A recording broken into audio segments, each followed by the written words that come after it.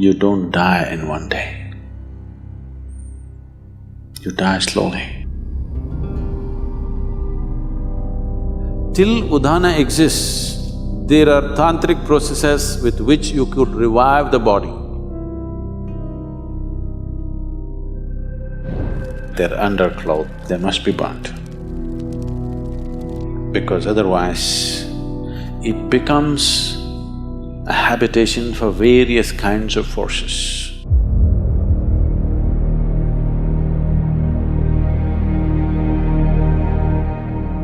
Namaskaram, Sadhguru. After my father died, I still have several of his clothes. But I know in some traditions, you're not supposed to keep the clothes of the deceased. How should this be handled? When you were born, what's your birthday, Jim? 1st of August? Oh, close up. You are not born in one day, though you have a fixed birthday. It took 9.5 months for you to be born, isn't it?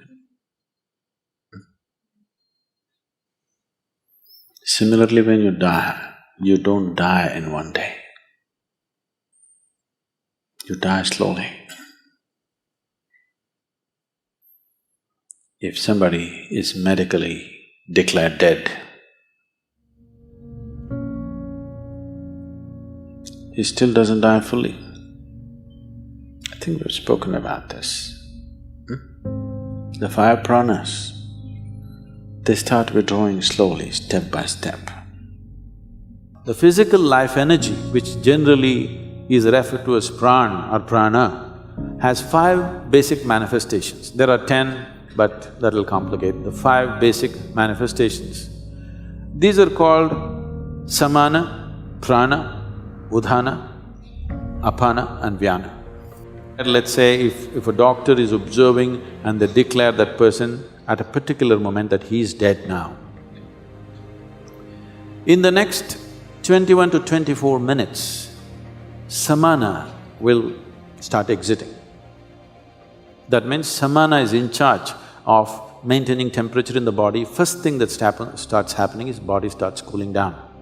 The traditional way of checking whether somebody is dead or alive is, they'll feel the nose. If the nose has gone cold, that's how they concluded that he's dead. They wouldn't check the eyeballs and other things, they would just check the nose. If nose has become cold, that means he's dead.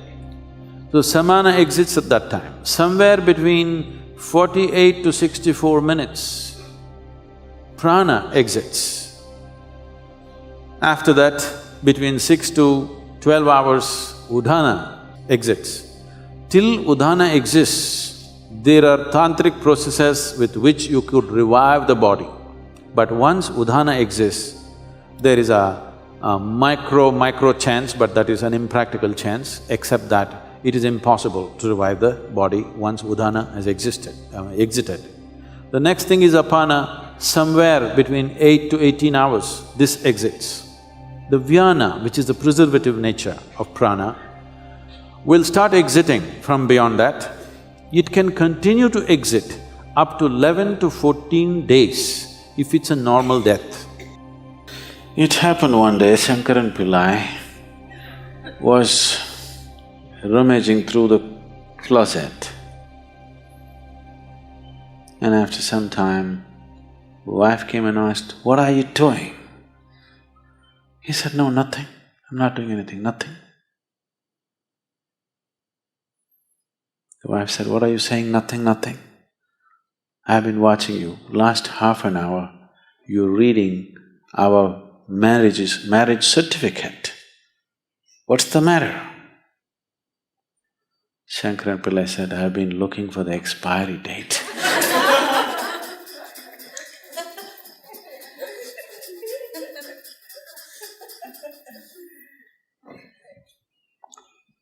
So though there may be an expiry date for one's death, one does not die in a day.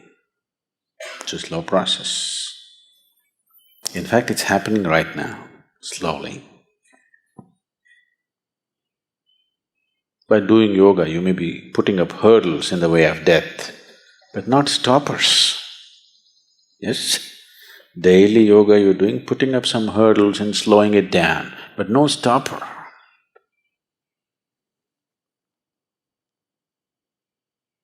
So, today you know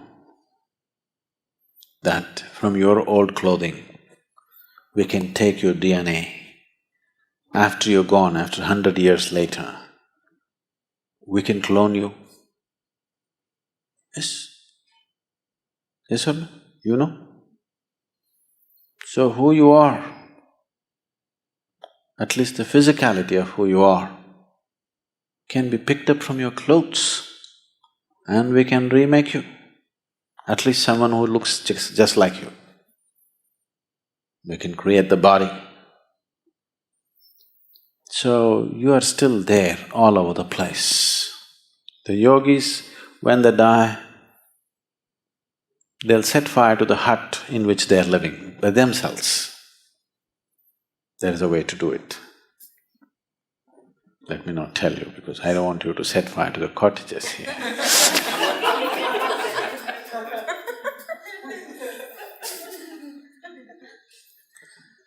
So they always set fire to the hut in which they are living because they don't want even a single molecule of DNA to hang around and live, because in some way your physical body is still hanging around.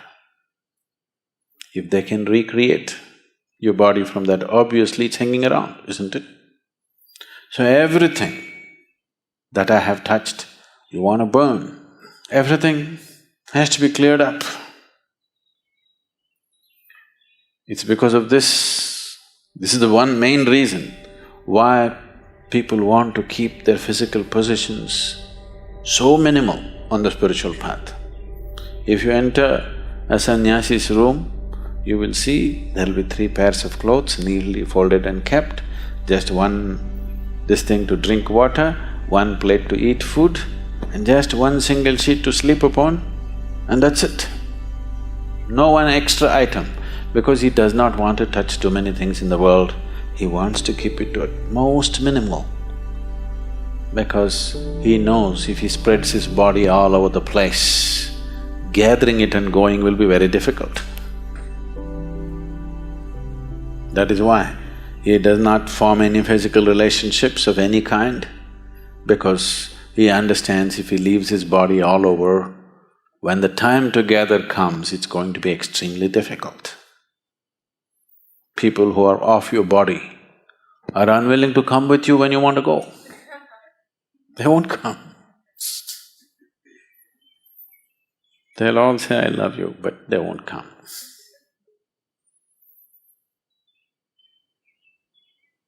So, when someone dies, depending upon who he is, accordingly these things must be handled. In today's world, when people have gathered enough clothing for 3 lifetimes,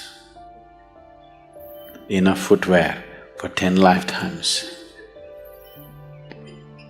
burning all that would be sheer waste.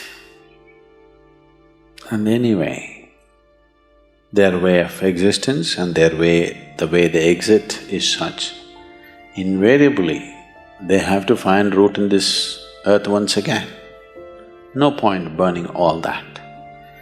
At least those things which are very closely, intimately involved with the body, like their underclothes and other things, must be burnt. They must be burnt. Because otherwise, that being will not go easy. He will not know, he does not have the discretion to understand whether he should be here or there. He cannot make any decision.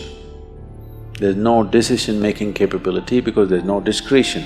Once the body is gone, the discretionary mind is gone. So there is no decision, only by tendency.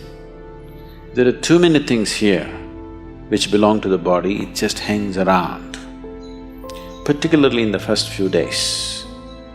So, in one's home, if there are lots of used clothes, which is a problem with the Western world again, because of the type of clothing and the structure of the society, the things are such, you may be wearing a jacket for 6 months and it may not be washed. Yes? You use it and you hang it there because it's a cold country and maybe you don't sweat so much, use it and put it there. Such a thing is not possible in India. If you use something, it has to be washed now. The nature of the clothing, the atmosphere and the social structures are such, but that is changing again there also because most people are wearing clothes made in China, not anymore made in India. So, the type of clothing they are using, naturally they use it and hang it, they don't use it and wash it. All these things were taken care of, every aspect was handled, but we are losing it in a big way. Because these clothes are repeatedly used and hung there, you can actually experiment. Well, today the dogs are there. If you bring a police dog, if you put 1,000 jackets here and ask him to point out which is Jim's jacket, he will just go and point out. Yes? Not God, just a dog.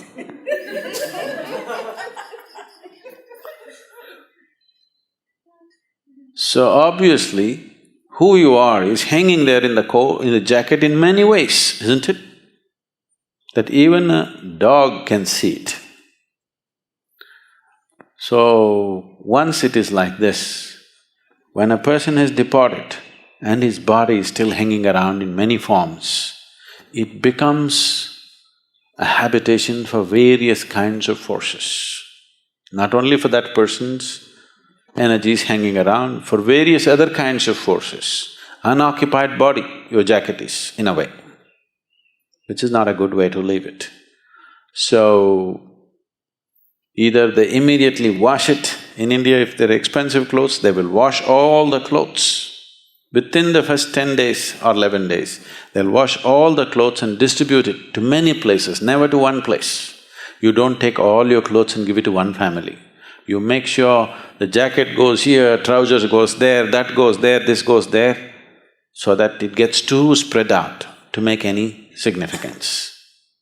Significant presence is not there. Otherwise, all the things which are intimately with the body, just burn it. One of these things must be done. Either you must give it away across the 50 states so that the old man does not remain confused as to where to go, or you must just burn it up.